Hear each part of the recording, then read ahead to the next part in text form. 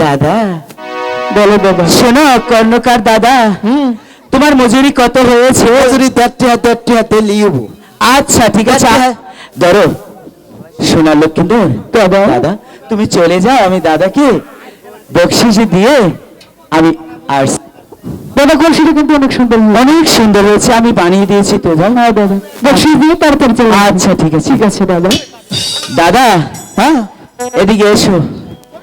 তোমাকে সত্যি সত্যি কি আজকে নগদ দিতে হবে টাকা? নগদ মানে এখনই কেশ কেশ, নগদ কেশ। মা দুর্গা হ্যান কেশ। জয় গুরু ভগবান। Hello hello. এই যে শোনো, বলো। একটা কথা বলবো তোমাকে, একটি না 10 টাকা।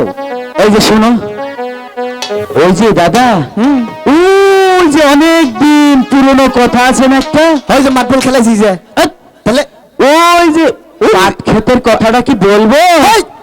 হারামজাদা, তোরে চিনি না?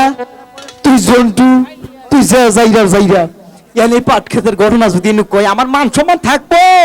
হাই রে হাই, ভগবান কাল পালায় ফালাইছে।